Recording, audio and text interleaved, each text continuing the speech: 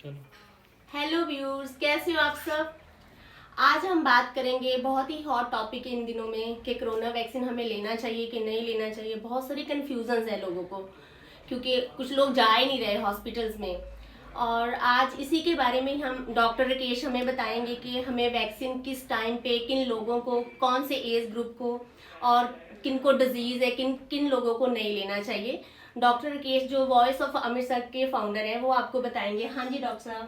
Thank you Ranjit, ਤੁਸੀਂ ਮੈਨੂੰ introduce ਕਰ ਦਿੱਤਾ ਤੇ ਮੈਂ ਵੀ ਰਣਜੀਤ ਨੂੰ ਇੰਟਰੋਡਿਊਸ ਕਰ ਦਿੰਦਾ। ਵੈਕਸੀਨੇਸ਼ਨ ਦਾ ਟਾਈਮ ਹੈ ਔਰ ਗਵਰਨਮੈਂਟ ਨੇ ਸਿੰਸ ਓਪਨ ਕਰ ਦਿੱਤਾ ਵੈਕਸੀਨੇਸ਼ਨ ਨੂੰ, ਔਰ ਕਿੰਨਾ ਕਿੰਨਾ ਲੋਕਾਂ ਨੂੰ ਵੈਕਸੀਨੇਸ਼ਨ ਚਾਹੀਦੀ ਹੈ। ਔਰ ਇਸ ਵੈਕਸੀਨੇਸ਼ਨ ਦੇ ਪੀਰੀਅਡ ਦੇ ਦੌਰਾਨ ਲੋਕਾਂ ਨੂੰ ਆਪਣੀ ਡਾਈਟ ਦੇ ਬਾਰੇ ਕਿਸ ਤਰ੍ਹਾਂ ਕੰਸਰਨ ਰਹਿਣਾ ਚਾਹੀਦਾ, ਮੇਰਾ ਖਿਆਲ ਹੈ ਇਹਦਾ ਤੋਂ ਬੈਟਰ ਕੋਈ ਨਹੀਂ ਦੱਸ ਸਕਦਾ। So let's do the best. ਪਹਿਲਾ ਮੇਰਾ ਕੁਐਸਚਨ ਹੈ ਕਿ ਹੁਣ ਜਿਸ ਤਰ੍ਹਾਂ ਓਪਨ ਹੋ ਗਿਆ ਹੈ ਵੈਕਸੀਨੇਸ਼ਨ, ਔਰ ਤੁਸੀਂ ਕੀ ਸੋਚਦੇ ਹੋ ਕਿ ਸਾਨੂੰ ਲਗਵਾ ਲੈਣਾ ਚਾਹੀਦਾ, ਕਿਉਂਕਿ ਲੋਕਾਂ ਦੇ ਮਾਈਂਡ 'ਚ ਇਸ ਟਾਈਮ ਤੇ ਬਹੁਤ ਡਰ ਬਣਿਆ ਹੋਇਆ ਹੈ ਕਿ ਨਹੀਂ ਜੀ ਵੈਕਸੀਨ ਤੋਂ ਬਹੁਤ ਸਾਰੇ ਸਾਈਡ ਇਫੈਕਟਸ ਹੈ। ਔਰ ਮੈਂ ਵੀ ਅੱਜ ਵੈਕਸੀਨ ਲਗਵਾ ਕੇ ਆਈ ਔਰ ਮੈਂ ਦੇਖਿਆ ਸੀ ਕਿ ਉੱਥੇ ਕੋਈ ਰਸ਼ ਹੀ ਨਹੀਂ ਸੀ ਕਿ ਡਾਕਟਰ ਕਹਿ ਰਹੇ ਸੀ ਕਿ ਲੋਕ ਆਂਦੇ ਹੀ ਨਹੀਂ ਪਏ, ਬਹੁਤ ਘੱਟ ਲੋਕਾਂ ਨੂੰ ਆਪਣੇ ਵੈਕਸੀਨੇਸ਼ਨ ਦੀ ਜਿਹੜੀ ਫੈਸਿਲਿਟੀ ਉਹ ਲੈ ਰਹੇ ਨੇ। ਦੇਖੋ, ਇਹ ਬੜਾ ਇੱਕ ਅਜੀਬ ਜਿਹਾ ਮਾਹੌਲ ਹੈ। ਕੁਝ ਲੋਕਾਂ ਦਾ ਡਰ ਸ਼ਾਇਦ ਜਾਇਜ਼ ਵੀ ਹੈ, ਔਰ ਮੈਂ ਕਹਾਂਗਾ ਕਿ ਜਦੋਂ ਕੋਈ ਸਾਇੰਟੀਫਿਕਲੀ ਪ੍ਰੂਵਨ ਚੀਜ਼ ਤੁਹਾਡੇ ਕੋਲ ਸਾਹਮਣੇ ਪ੍ਰੈਜ਼ੈਂਟ ਕੀਤੀ ਜਾਂਦੀ ਹੈ, ਉਹਦੇ ਵਿੱਚ ਇਹ ਸਾਰਾ ਕੁਝ ਕੈਲਕੂਲੇਟ ਕਰਕੇ ਲੋਕਾਂ ਦੀ ਬਿਹਤਰੀ ਵਾਸਤੇ ਦੱਸਿਆ ਜਾਂਦਾ ਹੈ ਕਿ ਉਹਨਾਂ ਵਾਸਤੇ ਉਹ ਦੇਖੋ ਉਹਨਾਂ ਦਾ ਫਾਇਦਾ ਕੋਈ ਹੋਏ ਨਾ ਹੋਵੇ, ਉਹਦਾ ਨੁਕਸਾਨ ਕੋਈ ਨਹੀਂ ਹੁੰਦਾ। ਸਰਕਾਰ ਤੁਹਾਡੇ ਵਾਸਤੇ ਕੋਈ ਵੀ ਇਹੋ ਜਿਹਾ ਕੰਮ ਨਹੀਂ ਕਰੇਗੀ ਜਿਹਦੇ ਵਿੱਚ ਉਹਦਾ ਤੁਹਾਡੇ ਵਾਸਤੇ ਕਿਸੇ ਤਰ੍ਹਾਂ ਦਾ ਕੋਈ ਨੁਕਸਾਨ ਹੋਵੇ। ਵੈਕਸੀਨੇਸ਼ਨ ਜਦੋਂ ਓਪਨ ਹੋਈ ਸੀ ਉਦੋਂ ਸਭ ਤੋਂ ਪਹਿਲੇ ਡਾਕਟਰਸ ਨੇ ਆਪਣੇ ਆਪ ਨੂੰ ਪ੍ਰੈਜ਼ੈਂਟ ਕੀਤਾ ਸੀਗਾ। I was one of the first ones to have vaccination. ਜਿਹੜਾ ਫਰਸਟ ਬੈਚ ਸ਼ੁਰੂ ਹੋਇਆ ਸੀਗਾ I think in the month of February, second ਤੇ ਥਰਡ ਵੀਕ ਦੇ ਵਿੱਚ ਹੋਇਆ ਸੀ। ਉਦੋਂ ਵੀ ਲੋਕਾਂ ਦੇ ਨਾਲ ਅਸੀਂ ਮੁਖਾਤਿਬ ਹੋਏ ਸੀਗੇ, ਔਰ ਮੇਰੀ ਸੈਕੰਡ ਡੋਜ਼ ਵੀ ਹੋ ਗਈ ਸੀਗੀ। ਲੋਕਾਂ ਨੂੰ ਵੈਕਸੀਨੇਸ਼ਨ ਤੋਂ ਦੂਰ ਨਹੀਂ ਭੱਜਣਾ ਚਾਹੀਦਾ, ਵੈਕਸੀਨੇਸ਼ਨ ਲੈਣੀ ਚਾਹੀਦੀ ਹੈ। ਕਿੰਨਾਂ ਨੂੰ ਲੈਣੀ ਚਾਹੀਦੀ ਹੈ? ਪਹਿਲੇ ਡਾਕਟਰ ਸੀਗੇ, ਉਹੀ ਸੀਗੀ। ਮੈਂ ਤੁਹਾਨੂੰ ਇਹ ਲੋਕਾਂ ਨੂੰ ਕਨਫਿਊਜ਼ਨ ਹੈ ਕਿ ਸਾਨੂੰ ਕਈ ਏਜ ਗਰੁੱਪ ਵਾਲਿਆਂ ਨੂੰ ਲੱਗ ਰਿਹਾ ਕਿ ਯੰਗ ਏਜ ਬਿਲਕੁਲ ਨਹੀਂ ਲੈਣਾ ਚਾਹੀਦਾ, ਔਰ ਜਿਸ ਤਰ੍ਹਾਂ ਹਾਰਟ ਪੇਸ਼ੈਂਟਸ ਨੇ ਉਹਨਾਂ ਨੂੰ ਲੈਣਾ ਚਾਹੀਦਾ ਹੈ, ਡਾਇਬਟਿਕ ਪੇਸ਼ੈਂਟਸ ਹੈ, ਕਈ ਕੈਂਸਰ ਪੇਸ਼ੈਂਟ ਵੀ ਹੈ। ਮੇਰੇ ਕੋਲ ਅੱਜ ਹੀ ਓਪੀਡੀ 'ਚ ਸੀਗੇ 2-3 ਪੇਸ਼ੈਂਟ, ਉਹ ਕਹਿੰਦੇ ਅਸੀਂ ਤੇ ਨਹੀਂ ਲਗਵਾਉਣਾ, ਸਾਨੂੰ ਸਾਈਡ ਇਫੈਕਟਸ ਤੋਂ ਬਹੁਤ ਡਰ ਲੱਗਦਾ ਹੈ। ਔਰ ਤੁਸੀਂ ਤੁਹਾਡਾ ਕੀ ਕਹਿਣਾ ਇਹਨਾਂ ਬਾਰੇ? ਮੈਂ ਦੇਖੋ, ਵੈਕਸੀਨੇਸ਼ਨ ਜਿਹੜੀ ਹੈ ਉਹ ਬਿਲਕੁਲ ਇੱਕ ਸਾਇੰਟੀਫਿਕ ਤਰੀਕੇ ਨਾਲ ਚੱਲ ਰਹੀ ਹੈ। ਸਭ ਤੋਂ ਪਹਿਲੇ ਡਾਕਟਰਸ ਨੂੰ ਲਗਾਇਆ ਗਿਆ ਸੀ, ਜਿਹੜੇ ਫਰੰਟ ਲਾਈਨ ਹੈਲਥ ਵਰਕਰਸ ਨੇ। Doctors means doctors, paramedical workers, sister staff nurses, ਔਰ ਜਿਹੜੇ ਬਾਕੀ ਦੇ ਲੋਕ ਸਾਡੇ ਨਾਲ ਹਸਪੀਟਲ ਨਾਲ ਐਸੋਸੀਏਟਡ ਹੁੰਦੇ ਨੇ। ਸੈਕਿੰਡ ਜਿਹੜੀ ਸਟੇਜ ਆਈ ਸੀਗੀ ਉਹ ਆਈ ਸੀਗੀ ਜਿਹੜੇ ਹੈਲਦੀ ਪਾਰਟ ਆਫ ਆ ਸੋਸਾਇਟੀ ਮੰਨੇ ਜਾਂਦੇ ਨੇ, ਵਿਚ ਮੀਨਸ ਪੁਲਿਸ, ਪੈਰਾਮਿਲਟਰੀ, ਆਰਮੀ ਵਾਲੇ, ਇਹਨਾਂ ਲੋਕਾਂ ਨੂੰ, ਤਾਂ ਕਿ ਉਹ ਇੱਕ ਚੀਜ਼ ਨੂੰ ਜਿਹਨਾਂ ਨੂੰ ਡਰ ਸੀ ਮਨ ਦੇ ਵਿੱਚ ਕਿ ਸ਼ਾਇਦ ਅਗਰ ਸਾਡੇ ਵੀਕਨੈਸ ਹੈਗੀ ਤਾਂ ਉਹ ਕਿਤੇ ਐਕਸਪਲੋਇਟ ਨਾ ਹੋ ਜਾਏ। ਸੋ ਅਸੀਂ stronger part of the population ਨੂੰ ਅਸੀਂ ਐਕਸਪੋਜ਼ ਕੀਤਾ ਸੀ। ਥਰਡ ਸਟੇਜ ਆ ਗਈ ਹੁਣ ਜਨਰਲ ਪਬਲਿਕ ਵਾਸਤੇ। ਜਿਹੜਾ ਤੁਹਾਡਾ ਮੇਨ ਸਵਾਲ ਹੈ, ਜਨਰਲ ਪਬਲਿਕ ਵਿੱਚ ਸਭ ਤੋਂ ਵਲਨਰੇਬਲ ਪੋਪੂਲੇਸ਼ਨ ਜਿਹੜੀ ਉਹ 60 ਸਾਲ ਤੋਂ, ਕਾਫੀ ਡਿਜ਼ੀਜ਼ਸ ਵੀ ਹੈ ਐਗਜ਼ੈਕਟਲੀ ਉਹ 60 ਸਾਲ ਤੋਂ ਉੱਪਰ ਦੀ ਪੋਪੂਲੇਸ਼ਨ ਮੰਨਦੇ ਜਿਹੜੀ ਕਿ ਜਿਨ੍ਹਾਂ ਨੂੰ ਆਮ ਤੌਰ ਤੇ ਬਿਮਾਰੀਆਂ ਗ੍ਰਸਤ ਹੋ ਜਾਂਦੀਆਂ ਨੇ, ਜਿਸ ਤਰ੍ਹਾਂ ਡਾਇਬੀਟੀਜ਼, ਹਾਈਪਰਟੈਂਸ਼ਨ ਬਹੁਤ ਕਾਮਨ ਹੁੰਦੀਆਂ ਨੇ। ਦੇਖੋ ਜੀ, ਡਾਇਬੀਟੀਜ਼, ਹਾਈਪਰਟੈਂਸ਼ਨ ਇਹ ਕੋਈ ਵੀ ਕਿਸੇ ਤਰ੍ਹਾਂ ਦੀ ਵੀ ਕੰਟਰਾਇੰਡੀਕੇਸ਼ਨ ਨਹੀਂ ਹੈ ਇਸ ਵੈਕਸੀਨੇਸ਼ਨ ਦੇ ਬਾਰੇ। ਬਟ ਜਦੋਂ ਤੁਹਾਨੂੰ ਵੈਕਸੀਨੇਸ਼ਨ ਕੀਤੀ ਜਾਂਦੀ ਹੈ, ਉੱਥੇ ਤੁਹਾਡੇ ਕੋਲੋਂ ਪੂਰੀ ਹਿਸਟਰੀ ਲਈ ਜਾਂਦੀ ਹੈ ਕਿ ਤੁਸੀਂ ਕਿਸ ਤਰ੍ਹਾਂ ਦੀ ਮੈਡੀਕੇਸ਼ਨ ਲੈ ਰਹੇ ਹੋ, ਕਿਸ ਤਰ੍ਹਾਂ ਦਾ ਤੁਸੀਂ ਤੁਹਾਡੀ ਬਿਮਾਰੀ ਹੈ, ਉਸ ਬਾਰੇ ਤੁਹਾਨੂੰ ਪ੍ਰੋਪਰ ਕਾਉਂਸਲ ਕੀਤਾ ਜਾਂਦਾ ਹੈ। ਸੋ ਜਿਹੜੀ ਉਹ ਕਾਉਂਸਲਿੰਗ ਹੈ, ਤੁਹਾਡਾ ਕਾਉਂਸਲਰ ਜਿਹੜਾ ਉਸ ਮੈਡੀਸਨ ਤੇ ਵੈਕਸੀਨੇਸ਼ਨ ਤੇ ਬੈਠਿਆ ਹੁੰਦਾ, ਉਹਦੀ ਗੱਲ ਧਿਆਨ ਨਾਲ ਸੁਣੋ ਤੇ ਉਹਨੂੰ ਆਰਾਮ ਨਾਲ ਉਸ ਗੱਲ ਨੂੰ ਵਾਚ ਕਰੋ, ਅਬਜ਼ਰਵ ਕਰੋ। ਓਕੇ। ਔਰ ਤੁਹਾਡੇ ਅਕੋਰਡਿੰਗ ਇਹਨਾਂ ਦੇ ਕੋਈ ਸਾਈਡ ਇਫੈਕਟ ਹੈਗੇ ਆ ਕਿ ਜਿਸ ਤਰ੍ਹਾਂ ਪੇਸ਼ੈਂਟਸ ਨੂੰ ਲੱਗਦਾ ਹੈ ਕਿ ਬਾਅਦ 'ਚ ਫੀਵਰ ਹੋ ਜਾਂਦਾ ਹੈ? ਔਰ ਅੱਜ ਇੱਕ ਦੋ ਪੇਸ਼ੈਂਟਸ ਆਏ ਸੀ, ਕਹਿੰਦੇ ਸਾਨੂੰ ਚੱਕਰ ਆਉਂਦਾ ਹੈ ਬਹੁਤ ਜ਼ਿਆਦਾ ਵੈਕਸੀਨੇਸ਼ਨ ਤੋਂ ਬਾਅਦ। ਦੇਖੋ ਬਿਲਕੁਲ ਦੇਖੋ, ਜਦੋਂ ਤੁਸੀਂ ਕੋਈ ਵੀ ਫੋਰਨ ਚੀਜ਼ ਨੂੰ, ਫੋਰਨ ਮੀਨਸ ਜਿਹੜੀ ਤੁਹਾਡੀ ਬੋਡੀ ਵਾਸਤੇ ਨਾਰਮਲ ਨਹੀਂ ਹੈ, ਤੁਸੀਂ ਬੋਡੀ 'ਚ ਪਾਓਗੇ, ਬੋਡੀ ਰਿਐਕਟ ਕਰੇਗੀ। ਇਨਫੈਕਟ ਬੋਡੀ ਰਿਐਕਟ ਕਰਨਾ ਅਸੀਂ ਚਾਹੁੰਦੇ ਹਾਂ ਕਿ ਬੋਡੀ ਰਿਐਕਟ ਕਰੇ। ਬੋਡੀ ਰਿਐਕਟ ਕਰੇਗੀ ਤੇ ਤਾਂ ਤੁਹਾਡੀ ਐਂਟੀਬਾਡੀਜ਼ ਬਣਨਗੀਆਂ।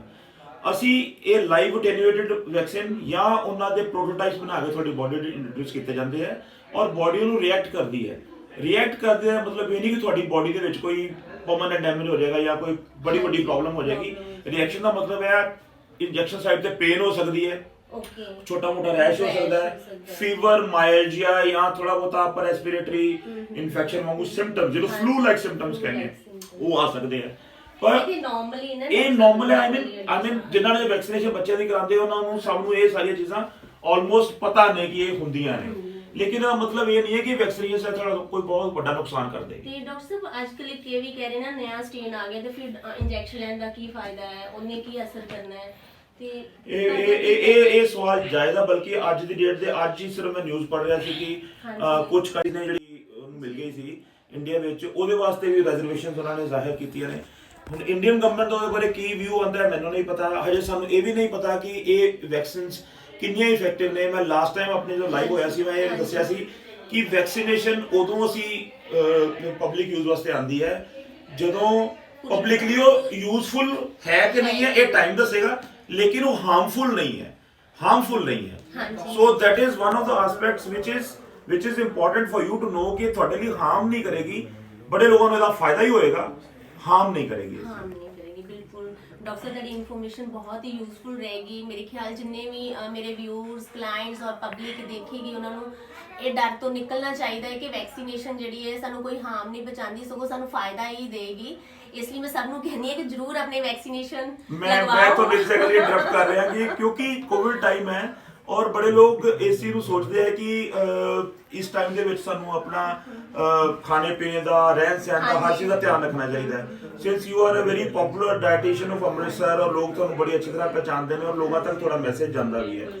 ਇਹ ਕੋਵਿਡ ਦੇ ਟਾਈਮ ਦੇ ਵਿੱਚ ਤੁਸੀਂ ਕੁਝ ਖਾਸ ਕਿਸਮ ਦੀ ਕੁਝ ਪ੍ਰੀਕਾਸ਼ਨਸ ਜਾਂ ਕੁਝ ਖਾਸ ਕਿਸਮ ਦੀ ਡਾਈਟ ਜਿਹੜੀ ਹੈ ਕਿਆ ਇਹ ਜੀ ਕੁਝ ਰਿਕਮੈਂਡੇਸ਼ਨਸ ਤੁਸੀਂ ਬਣਾਈਆਂ? ਹਾਂਜੀ ਬਿਲਕੁਲ ਡਾਕਟਰ ਸਾਹਿਬ, ਇਸ ਤਰ੍ਹਾਂ ਹੁੰਦਾ ਹੈ ਕਿ ਦੇਖੋ ਜਦੋਂ ਵੀ ਕੋਈ ਇਸ ਤਰ੍ਹਾਂ ਦਾ ਪੈਂਡੈਮਿਕ ਜਾਂ ਕੋਈ ਵੀ ਡਿਜ਼ੀਜ਼ ਸਾਡੇ ਤੇ ਅਟੈਕ ਕਰਦੀ ਹੈ, ਸਾਨੂੰ ਇਹ ਨਹੀਂ ਹੈ ਕਿ ਕੋਈ ਉਹਦੇ ਸਪੈਸ਼ਲ ਫੂਡਸ ਨੇ। ਮੈਂ ਹਮੇਸ਼ਾ ਹੀ ਆਪਣੀ ਹਰ ਵੀਡੀਓ 'ਚ ਜਾਂ ਜਦੋਂ ਵੀ ਲਾਈਵ ਹੁੰਨੀ ਆ ਤੇ ਆਪਣੇ ਪੇਸ਼ੈਂਟਸ ਨੂੰ ਜਾਂ ਆਪਣੇ ਵਿਊਅਰਸ ਨੂੰ ਇਹੀ ਕਹਿੰਦੀ ਆ ਕਿ ਹਮੇਸ਼ਾ ਬੈਲੈਂਸ ਡਾਈਟ ਲੈਣੀ ਹੈ। ਕੋਈ ਵੀ ਇਸ ਤਰ੍ਹਾਂ ਦੇ ਸਪੈਸ਼ਲ ਕਾੜੇ ਨਹੀਂ ਹੈ ਕਿ ਤੁਹਾਡਾ ਇੱਕ ਦਿਨ 'ਚ ਇਮਿਊਨਿਟੀ ਬੂਸਟ ਕਰ ਦੇਗੀ। ਜਿੰਨੀ ਦੇਰ ਤੱਕ ਤੁਹਾਡੀ ਜਿਹੜੀ ਪਲੇਟ ਹੈ, ਜਿਹੜਾ ਤੁਸੀਂ ਡੇਲੀ ਖਾਣਾ ਖਾਂਦੇ ਹੋ, ਉਹ ਬੈਲੈਂਸ ਨਹੀਂ ਹੈ। ਤੁਹਾਡੀ ਪਲੇਟ 5 ਜਾਂ 7 ਕਲਰ ਹੋਣੇ ਚਾਹੀਦੇ ਨੇ। ਉਹਦੇ ਵਿੱਚ ਸੈਲਡ ਹੋਏਗਾ, ਉਹਦੇ ਵਿੱਚ ਤੁਹਾਡੇ ਮਿਲਕ ਪ੍ਰੋਡਕਟਸ ਹੋਣਗੇ, ਉਹਦੇ ਵਿੱਚ ਤੁਹਾਡੀ ਵੈਜੀਟੇਬਲ ਹੋਏਗੀ। ਅਗਰ ਉਹ ਇੱਕ ਕੰਪਲੀਟ ਪਲੇਟ ਹੈ ਤਾਂ ਉਹ ਹੀ ਤੁਹਾਡੀ ਇਮਿਊਨਿਟੀ ਬੂਸਟ ਕਰੇਗੀ। ਮੈਂ ਡਾਕਟਰ ਸਾਹਿਬ ਇਹ ਕਹਾਂਗੀ ਕਿ ਤੁਹਾਡਾ ਲਾਈਫ ਸਟਾਈਲ, ਤੁਹਾਡੀ ਬੈਲੈਂਸ ਡਾਈਟ ਔਰ ਤੁਹਾਡੀ ਡੇਲੀ ਜਿਹੜੀ ਰੂਟੀਨ ਹੈ ਉਹ ਬਹੁਤ ਜ਼ਿਆਦਾ ਇੰਪੋਰਟੈਂਟ ਹੈ। ਅਗਰ ਤੁਸੀਂ ਇਹ ਸਾਰਾ ਆਪਣਾ ਬੇਸਿਕ ਜਿਹੜੀਆਂ ਚੀਜ਼ਾਂ ਹੈ, ਘਰ ਦਾ ਰੋਟੀ ਪਾਣੀ ਹੀ ਤੁਸੀਂ ਉਹਨੂੰ ਤਰੀਕੇ ਨਾਲ ਖਾਂਦੇ ਹੋ ਤੇ ਤੁਹਾਡੀ ਇਮਿਊਨਿਟੀ ਡੈਫੀਨਿਟਲੀ ਬੂਸਟ ਹੁੰਦੀ ਹੈ ਔਰ ਤੁਸੀਂ ਇਸ ਤਰ੍ਹਾਂ ਦੀਆਂ ਬਿਮਾਰੀਆਂ ਤੋਂ ਬਚ ਜਾਂਦੇ ਹੋ। ਪਰ ਜਿਸ ਤਰ੍ਹਾਂ ਆਪਾਂ ਖਾਸ ਤੌਰ ਤੇ ਲੋਕਾਂ ਨੂੰ ਕਹਿੰਦੇ ਆ ਕਿ ਤੁਸੀਂ ਆਪਣੀ ਇਮਿਊਨਿਟੀ ਬੂਸਟ ਕਰਨੀ ਹੈ, ਤਾਂ ਅਸੀਂ ਐਜ਼ ਡਾਕਟਰਸ ਅਸੀਂ ਬਹੁਤ ਜ਼ਿਆਦਾ ਰਿਕਮੈਂਡ ਕਰਦੇ ਹਾਂ ਇਮਿਊਨਿਟੀ ਇਜ਼ ਯਰ ਸੇਵੀਅਰ। ਬਿਲਕੁਲ ਸੋ ਕੁਝ ਖਾਸ ਕੋਈ ਐਸੀ ਡਾਈਟਸ ਖਾਸ ਜਿਹੜੀਆਂ ਤੁਹਾਡੀ ਇਮਿਊਨਿਟੀ ਨੂੰ ਬੂਸਟ ਕਰਦੀ ਹੈ। ਦੇਖੋ ਜਿਹੜੀ ਵੀ ਇਮਿਊਨਿਟੀ ਬੂਸਟ ਹੈ, ਮੈਂ ਤੁਹਾਨੂੰ ਜਿਸ ਤਰ੍ਹਾਂ ਫਰਸਟ ਸਟੈਪ ਜਿਹੜਾ ਹੈ ਤੁਹਾਡੀ ਬੈਲੈਂਸ ਡਾਈਟ ਤੋਂ ਸਟਾਰਟ ਹੁੰਦਾ ਹੈ। ਸੈਕਿੰਡਲੀ ਤੁਹਾਡੀ ਡਾਈਟ ਦੇ ਵਿੱਚ ਜਿੰਨੇ ਵੀ ਗ੍ਰੀਨ ਵੈਜੀਟੇਬਲ, ਫਰੂਟਸ ਔਰ ਐਂਟੀਆਕਸੀਡੈਂਟ ਮੈਕਸਿਮਮ ਜ਼ਿਆਦਾ ਤੋਂ ਜ਼ਿਆਦਾ ਹੋਣਗੇ ਤੇ ਉਹ ਤੁਹਾਡੀ ਜਿਹੜੀ ਇਮਿਊਨਿਟੀ ਬੂਸਟ ਕਰਨਗੇ। ਇਮਿਊਨਿਟੀ ਬੂਸਟ ਡਾਇਰੈਕਟਲੀ ਕਦੀ ਬੂਸਟ ਨਹੀਂ ਹੁੰਦੀ ਡਾਕਟਰ ਸਾਹਿਬ।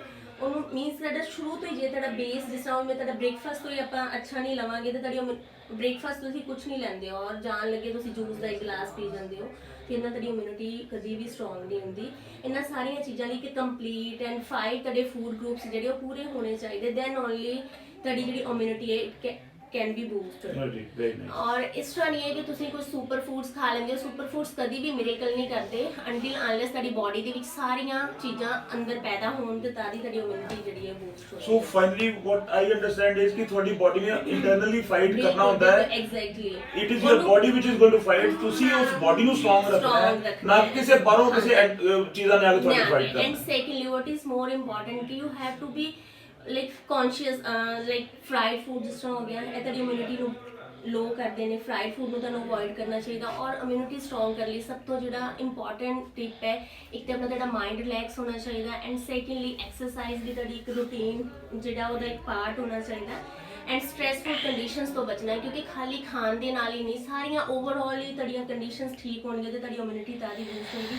ਫਿਰ ਵੀ ਮੈਂ ਸਿੰਪਲ ਜਿਹਾ ਹੀ ਕਹਾਂਗੀ ਕਿ ਅਗਰ ਤੁਸੀਂ ਆਪਣੀ ਇਮਿਊਨਿਟੀ ਬੂਸਟ ਕਰਨ ਲਈ ਤੇ ਤੁਹਾਡਾ ਜਿਹੜਾ ਖਾਣਾ ਹੈਲਦੀ ਹੋਣਾ ਚਾਹੀਦਾ। ਔਰ ਸੁਪਰ ਫੂਡਸ ਹੈ ਜਿਸ ਤਰ੍ਹਾਂ ਤੁਲਸੀ ਹੋ ਗਿਆ, लाइक गार्लिक हो गया, हल्दी हो गया और ड्राई फ्रूट्स हो गए और स्किम्ड मिल्क, इस तरह के फूड अपनी डाइट ज़्यादा इंक्लूड करने चाहिए एंड फ्रूट्स भी ज़्यादा इंक्लूड करने चाहिए बिकॉज इन्होंने तो सानू एंटीऑक्सीडेंट पार्ट मिलता है। और अगर ये साडा प्रॉपर सारा पावरफुल पैक है तो फिर साडी इम्यूनिटी ऑब्वियसली स्ट्रॉन्ग होती है। कुछ कार्ब्स बारे क्योंकि मैं खुद बड़ा कंसर्न है कार्ब्स बारे, कभी-कभी लगता है कि शायद कार्ब्स ਤੁਹਾਡੇ ਤੇ ਜ਼ਿਆਦਾ weight ਛੱਡ ਜਾਂਦੇ ਨੇ। ਕੁਝ कार्ब्स ਦੇ ਬਾਰੇ ਕੋਈ ਪ੍ਰੀਕਾਸ਼ਨ ਦੇ? ਤੁਹਾਡਾ ਕੁਐਸਚਨ ਬੜਾ ਜੈਨੂਇਨ ਔਰ ਅੱਛਾ ਹੈ। ਕਾਰਬਸ ਇਸ ਤਰ੍ਹਾਂ ਦਾ ਕੁਝ ਵੀ ਤੁਹਾਨੂੰ ਹਾਰਮ ਨਹੀਂ ਕਰਦੇ ਬਿਕੋਜ਼ ਸਾਡੀ ਪ੍ਰੋਟੀਨ ਦੀ ਅਬਜ਼ੌਰਪਸ਼ਨ ਵੀ ਤਾਂ ਦੀ ਹੋਏਗੀ ਜੇ ਸਾਡੀ ਬਾਡੀ ਦੇ ਅੰਦਰ ਕਾਰਬਸ ਹੈ। Carbs are not bed. But ਤੁਹਾਡੇ ਕਾਰਬਸ ਕਿਸ ਤਰ੍ਹਾਂ ਦੇ ਕਾਰਬਸ ਲੈ ਰਹੇ ਹੋ, that is more important, right. Carbs ਜਿਸ ਤਰ੍ਹਾਂ ਤੁਸੀਂ ਸਿੰਪਲ ਮੈਦੇ ਵਾਲੇ, ਸੂਜੀ ਵਾਲੇ ਜਾਂ ਫਰਾਈਡ ਆਪਾਂ ਲੈਂਦੇ ਆ, that carbs are bad. But ਸਾਡਾ ਰੋਟੀ ਜਿਸ ਤਰ੍ਹਾਂ ਅਸੀਂ ਕਰਦਾ, ਰੋਟੀ, ਚਾਵਲ, ਮੱਕੀ ਦਾ ਆਟਾ, ਗੇਹੂੰ ਦਾ ਆਟਾ, ਇਹੋ ਜਿਹੇ ਆਟੇ ਲੈਂਦੇ, ਉਹਨਾਂ ਦੇ ਵਿੱਚ ਵੀ ਬ੍ਰੈਨ ਹੈ ਪ੍ਰੋਪਰ, ਤੇ ਉਹ ਕੋਈ ਸਾਡੇ ਲਈ ਹਾਰਮਫੁਲ ਨਹੀਂ ਹੈ। ਬਟ ਕਾਰਬਸ ਦਾ ਇੱਕ ਰੂਲ ਹੈ ਕਿ ਬਸ ਰਾਤ ਨੂੰ ਥੋੜੇ ਘੱਟ ਲੈਣੇ ਚਾਹੀਦੇ ਨੇ, ਬ੍ਰੇਕਫਾਸਟ ਐਂਡ ਲੰਚ ਪ੍ਰੋਪਰ ਲਵਾਂਗੇ ਤਾਂ ਹੀ ਸਾਡੀ ਇਮਿਊਨਿਟੀ ਬੂਸਟ ਹੋਏਗੀ। Very nice. ਸੋ ਮੈਂ ਫੇਸਬੁੱਕ ਤੇ ਆਪਣੇ ਦੋਸਤਾਂ ਨਾਲ ਵੌਇਸ ਆਫ ਅੰਮ੍ਰਿਤਸਰ ਦੇ ਪੇਜ ਦੇ ਉੱਪਰ ਪ੍ਰੋਮਿਸ ਕੀਤਾ ਸੀ ਕਿ ਵੈਕਸੀਨੇਸ਼ਨ ਦੇ ਬਾਰੇ ਅਸੀਂ ਲਾਈਵ ਹੋਵਾਂਗੇ। ਉਹ ਇਨਸੀਡੈਂਟਲੀ ਡਾਕਟਰ ਰਣਜੀਤ ਮੇਰੇ ਨਾਲ ਅੱਜ ਅਸੀਂ ਇਕੱਠੇ ਸੀ ਕਿਸੇ ਜਗ੍ਹਾ ਤੇ ਮੈਂ ਸੋਚਿਆ ਅਸੀਂ ਇਸ ਮੌਕੇ ਦਾ ਫਾਇਦਾ ਉਠਾਉਂਦੇ ਹਾਂ, ਕੁਝ ਡਾਈਟ ਦੇ ਬਾਰੇ ਵੀ ਗੱਲਾਂ ਹੋ ਜਾਣਗੀਆਂ, ਕੁਝ ਵੈਕਸੀਨੇਸ਼ਨ ਦੇ ਬਾਰੇ ਵੀ ਗੱਲਾਂ ਹੋ ਜਾਣਗੀਆਂ। ਸੋ ਡੀਅਰ ਫਰੈਂਡਸ, ਜਿਹੜਾ ਕੈਰੀ ਹੋਮ ਮੈਸੇਜ ਇਹ ਹੈ ਕਿ ਤੁਸੀਂ ਆਪਣੀ ਡਾਈਟ ਤੇ ਹੈਲਥ ਦਾ ਹੀ ਪ੍ਰਾਇਮਰੀਲੀ ਧਿਆਨ ਰੱਖੋ। ਵੈਕਸੀਨੇਸ਼ਨ ਨੇ ਕਿੰਨੀ ਤੁਹਾਡੀ ਮਦਦ ਕਰਨੀ ਹੈ ਇਹ ਤੇ ਟਾਈਮ ਦੱਸੇਗਾ।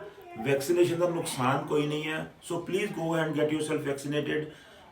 ਜਿਹੜੇ ਕੁਝ ਮੇਰੇ ਫਰੈਂਡਸ ਦੇ ਸਵਾਲ ਸੀਗੇ ਕਿ ਕਿਸੇ ਨੂੰ ਡਾਇਬੀਟੀਜ਼ ਹੈ, ਹਾਈਪਰਟੈਂਸ਼ਨ ਹੈ ਜਾਂ ਕੋਈ ਬਿਮਾਰੀ ਹੈ ਜਿਸ ਤਰ੍ਹਾਂ ਕੈਂਸਰ ਹੈ ਜਾਂ ਕੋਈ ਉਹਨਾਂ ਦਾ ਆਪਰੇਸ਼ਨ ਹੋਇਆ ਹੈ ਜਾਂ ਕੋਈ ਉਹ ਇਹੋ ਜਿਹਾ ਲੌਂਗ ਟਰਮ ਟ੍ਰੀਟਮੈਂਟ ਲੈ ਰਹੇ ਹੈ, क्या ਉਹਨਾਂ ਵਾਸਤੇ ਵੈਕਸੀਨੇਸ਼ਨ ਮਤਲਬ ਲਗਾਣੀ ਚਾਹੀਦੀ ਹੈ ਕਿ ਨਹੀਂ ਲਗਾਣੀ ਚਾਹੀਦੀ।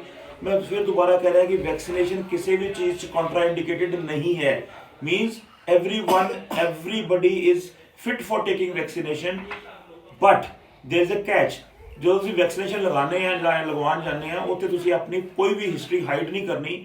ਜੋ ਤੁਸੀਂ ਕੋਈ ਲੰਬੀ ਬਿਮਾਰੀ ਤੋਂ ਕੋਈ ਗ੍ਰਸਤ ਹੈ, 60 ਸਾਲ ਤੋਂ ਥੱਲੇ ਦੀ ਉਮਰ ਵਾਲੇ, ਉਹ ਆਪਣੀ ਹਿਸਟਰੀ ਪੂਰੀ ਉੱਥੇ ਦੱਸੋ। ਸੈਕੰਡਲੀ ਆਪਣੀ ਆਈਡੈਂटिटी ਪ੍ਰੂਫ ਲੈ ਕੇ ਜਾਓ ਕਿਉਂਕਿ ਗਵਰਨਮੈਂਟ ਨੇ ਆਪਣੀ ਸੈਂਟਰ ਰਜਿਸਟਰੀ ਮੇਨਟੇਨ ਕਰਨੀ ਹੈ। ਯੈਸ, ਸੈਂਟਰ ਰਜਿਸਟਰੀ ਮੇਨਟੇਨ ਕਰਨੀ ਹੈ। ਉਹ ਸੈਂਟਰ ਰਜਿਸਟਰੀ ਅਗਰ ਮੇਨਟੇਨ ਨਹੀਂ ਕਰ ਪਾਉਂਦੇ ਤੇ ਉਹ ਸਾਡਾ ਰਿਕਾਰਡ ਨਹੀਂ ਠੀਕ ਰਹਿੰਦਾ, ਇਸ ਕਰਕੇ ਤੁਹਾਡੀ ਵੈਕਸੀਨ ਡਿਨਾਈ ਹੋ ਸਕਦੀ ਹੈ। ਕਈ ਲੋਕ ਉਸ ਵਾਸਤੇ ਕਈ ਵਾਰੀ ਡਿਸਅਪੁਆਇੰਟ ਹੁੰਦੇ ਕਿ ਜੀ ਇਹ ਸਾਡੀ ਵੈਕਸੀਨੇਸ਼ਨ ਨਹੀਂ ਹੋਈ, ਉਹਨਾਂ ਦੀ ਡਾਕੂਮੈਂਟੇਸ਼ਨ 'ਚ ਪ੍ਰੋਬਲਮ ਆਉਂਦੀ ਹੈ। ਸੋ ਗਵਰਨਮੈਂਟ ਆਪਣੇ ਲੈਵਲ ਤੇ ਸ਼ਾਇਦ ਕੁਝ ਅੱਛਾ ਹੀ ਕਰ ਰਹੀ ਹੈ। Take your documents. The most important document that you can carry is a passport, your PAN card, then Aadhaar card और your driving license। So मैं इसे sequenced hierarchy च बोल रहा, passport more than PAN card, more than Aadhaar card, more than your driving license। So 4 IDs ਤੁਹਾਡੀ ਹੈਗੀਆਂ ਨੇ, ਇਹ ਜਾਂ ਉੱਪਰਲੇ ਲੈਵਲ ਤੋਂ ਥੱਲੇ ਲੈਵਲ ਤੱਕ ਤੁਹਾਨੂੰ ਹਾਇਰਾਰਕੀ ਬਣਾ ਦਿੱਤੀ।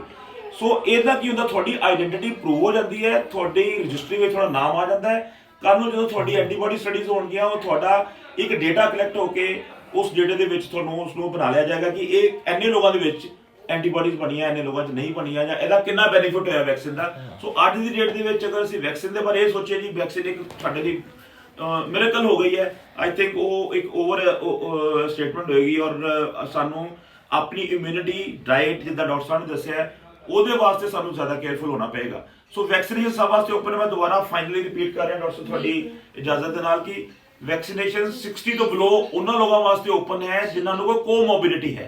ਮੀਨਸ ਜਿਹੜੇ ਮੈਂ ਬਿਮਾਰੀਆਂ ਪਹਿਲੇ ਗਿਣੀਆਂ ਸੀਗੀਆਂ। ਸੋ 60 ਸਾਲ ਤੋਂ ਥੱਲੇ ਉਹਨਾਂ ਲੋਕਾਂ ਵਾਸਤੇ, 60 ਤੋਂ ਉੱਪਰ everyone is open to have vaccine with a proper identity. अपने आईडी प्रूफ लेके जाओ 60 ਤੋਂ ਉੱਪਰ ਔਰ ਆਪਣੀ ਵੈਕਸੀਨੇਸ਼ਨ ਕਰਵਾਓ। ਗਵਰਨਮੈਂਟ ਸੈਕਟਰ ਦੇ ਵਿੱਚ ਫ੍ਰੀ ਹੈ, ਪ੍ਰਾਈਵੇਟ ਸੈਕਟਰ ਦੇ ਵਿੱਚ ਮੇਰੇ ਖਿਆਲ ਮਿਨੀਮਮ ਚਾਰजेस ਹੈ 250। ਕੁਝ ਲੋਕ ਸ਼ਾਇਦ 300 ਲੈਂਦੇ ਹੋਣਗੇ ਆਪਣੇ ਕੁਝ ਚਾਰजेस ਲਗਾ ਕੇ। ਸੋ ਵੈਕਸੀਨੇਸ਼ਨ ਬਹੁਤ ਜ਼ਿਆਦਾ ਮਹਿੰਗੀ ਨਹੀਂ ਹੈ ਔਰ ਇਹਦੇ ਸਾਈਡ ਇਫੈਕਟਸ ਇਹੋ ਜਿਹੇ ਕੋਈ ਨਹੀਂ ਹੈ ਕਿ ਤੁਸੀਂ ਇਹਨਾਂ ਤੋਂ ਦੂਰ ਰਹੋ। ਸੋ ਵੈਕਸੀਨ ਲਗਵਾਓ ਔਰ ਬਿਲਕੁਲ ਨਿਸ਼ਚਿੰਤ ਹੋ ਕੇ ਲਗਵਾਓ। ਫਾਇਦਾ ਟਾਈਮ ਦੱਸੇਗਾ, ਨੁਕਸਾਨ ਮੇਰੇ ਖਿਆਲ ਗਵਰਨਮੈਂਟ ਨੇ ਇਨਸ਼ੋਰ ਕਰਤਾ ਹੈ ਕਿ ਕੋਈ ਨਹੀਂ ਹੈ। ਬਹੁਤ ਹੀ ਯੂਜ਼ਫੁਲ ਇਨਫੋਰਮੇਸ਼ਨ ਸੀਗੀ। ਹੁਣ ਮੈਨੂੰ ਲੱਗਦਾ ਹੈ ਕਿ ਸਾਰੇ ਇੰਜੈਕਸ਼ਨ ਲਗਵਾਉਣ ਚਲੇ ਜਾਣਗੇ ਇਸ ਤੋਂ ਬਿਲਕੁਲ ਜੀ। ਬਾਅਦ ਡਾਕਟਰ ਰਕੇਸ਼ ਨੇ ਇੰਨਾ ਅੱਛਾ ਦੱਸਿਆ ਸਾਰਾ ਕਿ ਕਿੰਨਾਂ ਨੂੰ ਕਿਹੜੀ ਡਿਜ਼ੀਜ਼ ਔਰ ਕਿਹੜੇ ਲੋਕਾਂ ਨੂੰ ਜਾਣਾ ਚਾਹੀਦਾ ਹੈ, ਕਿਹੜੇ ਏਜ ਗਰੁੱਪ ਨੂੰ ਜਾਣਾ ਚਾਹੀਦਾ ਹੈ। ਔਰ ਹੁਣ ਜਿਨ੍ਹਾਂ ਦੇ ਵੀ ਮਨ 'ਚ ਕੋਈ ਡਾਊਟ ਹੈ ਉਹ ਜਾ ਸਕਦੇ ਨੇ ਇੰਜੈਕਸ਼ਨ ਲਗਵਾਉਣ। ਔਰ ਜੇ ਫਰਦਰ ਡਾਊਟਸ ਹੈਗੇ ਤੇ ਇਸੇ ਪੋਸਟ ਦੇ ਅੰਦਰ ਤੁਸੀਂ ਆਪਣੇ ਕੁਐਸਚਨਸ ਕੁਐਰੀਜ਼ ਪਾ ਦਿਓ ਔਰ ਅਸੀਂ ਉੱਤੇ ਰਿਪਲਾਈ ਕਰ ਦਿਆਂਗੇ। ਸੋ ਵਿਦ ਦੋਜ਼ ਵਰਡਸ ਜੀ, thank you so much for sparing your time. Thank you so much, Dr. Rakesh, for your valuable time. Thank you ji, thank you so much.